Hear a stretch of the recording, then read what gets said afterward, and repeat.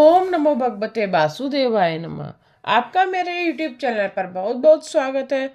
आज की कथा में हम विशेष रूप से अर्जुन के द्वारा सुभद्रा हरण की कथा का श्रवण करेंगे। सूत जी कहते हैं, कुरुक्षेत्र आए हुए माता पिता से श्री कृष्ण ने एक दिन पूछा, आपके मन में कुछ इच्छा है? यदि है तो मैं पूर्ण करूं। वसुदेव कहने लगे, वैसे तो मेरी और कोई इच्छा या वासना नहीं है। मेरी एक यही इच्छा है कि मैं अंतकाल में तेरा ही स्मरण करता रहूं और तेरा नाम लेता हुआ ही देह त्याग करूं। शरीर त्याग के समय बड़ी वेदना होती है, सो मन को ऐसी शिक्षा दो कि मृत्यु के समय वेदना के बीच भी भगवान ही याद आए। मृत्यु के समय भगवान का स्मरण करने वाला व्यक्ति धन्य है। वैसे ही व्यक्ति का जीवन सार्थक है। मृत्यु की चिंता करने से पाप से बचा जाएगा। एक बार एकनाथ महाराज से किसी ने पूछा, आप तो हमेशा ईश्वर मग्न और आनंदित रहते हैं, मेरा मन तो ईश्वर में लग ही नहीं पाता है, ऐसा क्यों है? एकनाथ महाराज ने कहा कि मन संसार से हटेगा तो प्रभु में लगेगा। किंतु प्रकट कहा, आज तो मैं कुछ नहीं कह सकता।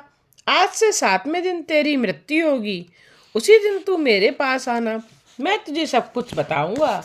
मृत्यु को निकट देखा तो वह मनुष्य घबरा गया।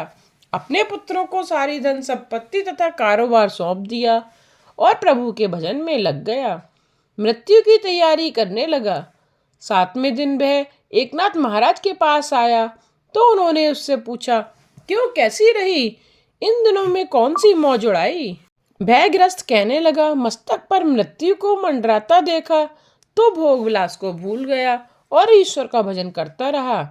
एकनाथ जी कहने लगे, अब तो मेरी ईश्वर मग्नता का रहस्य तूने जान लिया।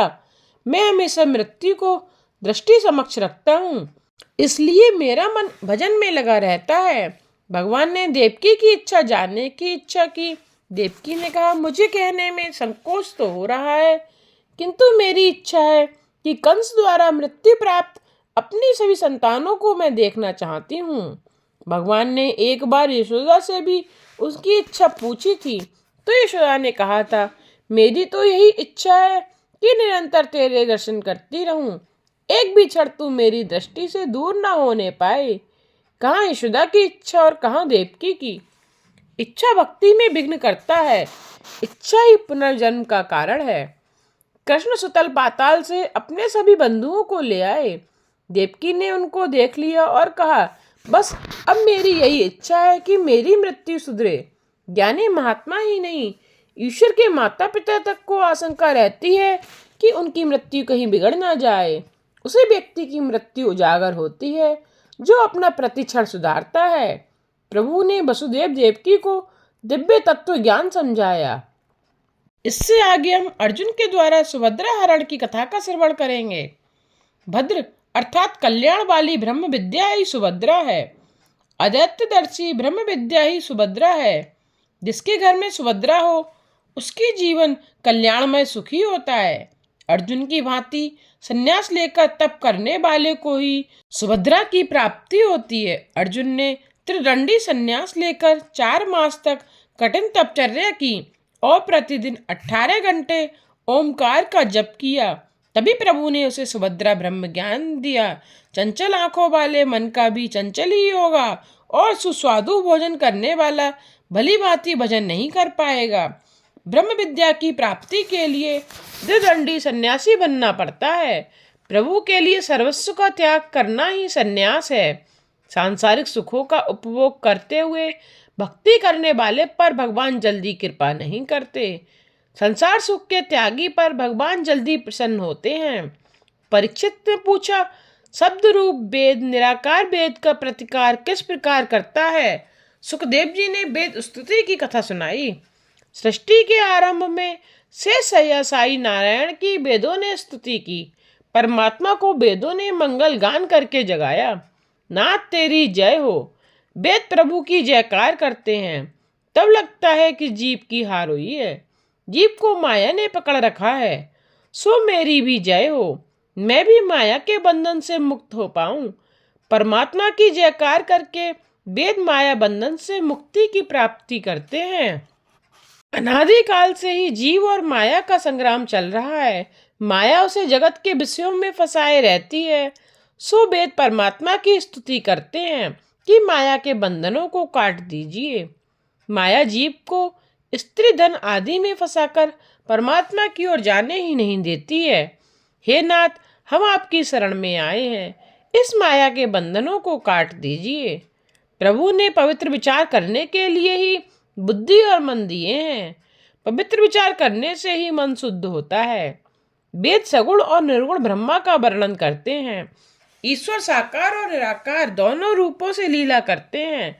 ईश्वर की निराकारता का यही अर्थ है कि उनका हम जैसा कोई आकार नहीं है। निर्गुण और सगुण दोनों ब्रह्म वस्तुतः एक ही हैं।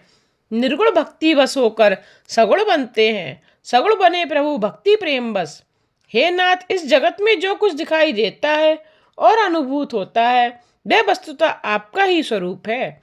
लौकिक नाम रूप सत्य नहीं है। मिट्टी के पात्र में भी मिट्टी ही होती है और बर्फ में भी जल ही होता है। इसी प्रकार प्रभु सभी में व्याप्त हैं। ज्ञान की अपेक्षा ध्यान श्रेष्ठ है। सो ईश्वर के किसी भी स्वरूप का बार बार चिंतन, ध्यान, स्मरण और दर्शन करो। वैसा करने पर मन की शक्ति बढ़ेगी। मन को परमात्मा के किसी भी स्वरूप में विवेक पूर्वक स्थिर कर दो। आगे शिव तत्व और विष्णु तत्व का रहस्य भी समझाया जाएगा। वेद स्तुति के कई विद्वान अपने अपने अर्थ बताते हैं। आरंभवाद, परिणामवाद आदि कई मत विद्वानों ने प्रकट किए हैं और अपनी अपनी दृष्टि के अनुसार वे अर्थ करते हैं। वेद ईश्वर का निषेधात्मक वर्णन करते हैं। भक्ति मार्ग इति इति कहकर भगवान का वर्णन करते हैं। वैसे दोनों का लक्ष्य एक ही है। अर्जुन को अपने वीरत्व का अभिमान था, सो प्रभु ने इसे नष्ट कर दिया। प्रभु के अनंत गुणों का वर्णन कौन कर सकता है।